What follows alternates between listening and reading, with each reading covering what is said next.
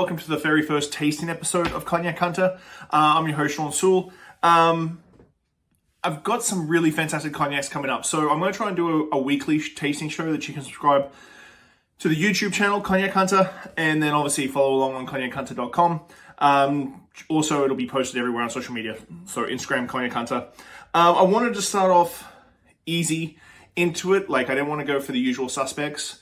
If you know about cognac, Martell, Remy, Hennessy, and Courvoisier, the big four, the biggest four cognac houses in the world. So I want to sort of showcase a couple of smaller houses to start, and then we'll get into the big guys and we'll mesh it up, just so that I'm just not giving you stuff that you probably already tasted in your life. So let's taste the Maison Ferrand 1840. Maison Ferrand is a relatively new cognac house, only set up in 1989 by Alexandre Gabriel, which is a good thing. Not a bad thing, a good thing.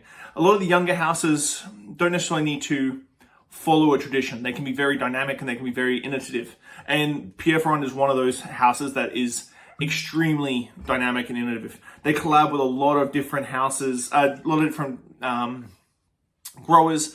They just collaborated with Idris Elba for his own personal cognac, which is really, really cool. They're based in Grande Champagne, so the Premier Cru Grande Champagne.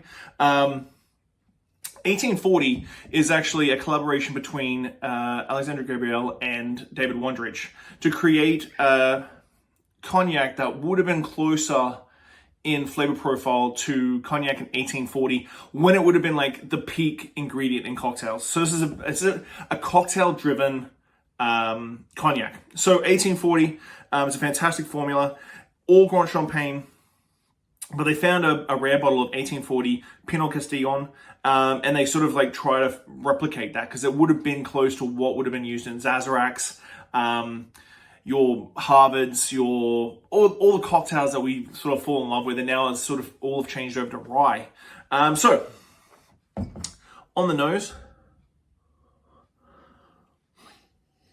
already from the color, you can see it's a very youthful cognac.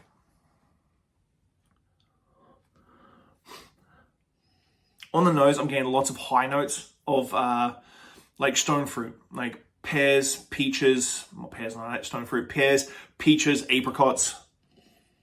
Really bright, almost grassy floral notes like springtime. And just a hint of like honeysuckle sweetness.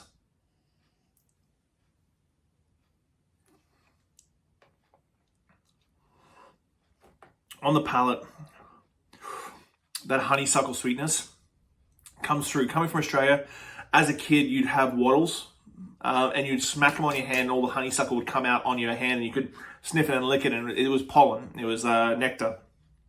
And on the palate, you get that in waves and waves and waves. Bright stone fruit still. I always find that a lot of cognac houses, when they create their flavor profile, it tends to change. The flavor profile still stays the same, but it changes as it gets older.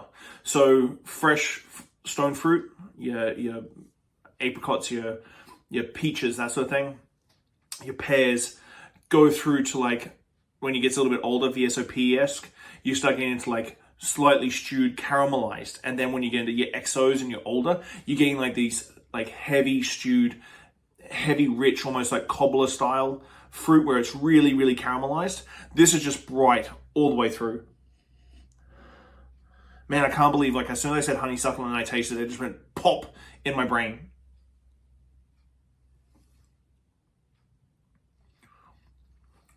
Just bright, that bright stone fruit, that cut grass, everything that was on the nose, especially that honeysuckle, just flows through the palate and just really, really lingers. This one is like a bright, I call it a summer cognac. This is a cognac that if you're gonna go sit out in the sun, in the middle of springtime, in the summertime, you've just cut the lawn, you've done the mowing, you've done your Sunday chores. This is like your mid-afternoon Sunday tipple. This is your Sunday post-cutting grass cognac. And I think I've mentioned that a couple of times. It's bright, it's refreshing. You wouldn't feel bad about turning this into a highball or a horse's neck. This ginger horse's neck, excellent. Yeah, The Pierre Ferrand 1840, it's a really good entry level into cognac. If you've never tried cognac before, very minimal Boise in this, so it really represents what Grand Champagne can do as a youthful blend. Usually you get Grand Champagne, it's very heavy and dense and like that round sweetness because it's got a little bit of age to it. You really get a chance to taste very, very bright Grand Champagnes. And that's a fantastic expression of like how Grand Champagne can be at a youthful, like young age. So Pierre Ferrand 1840, if you want to start dipping your toes in the cognac world, that's a good one to start with.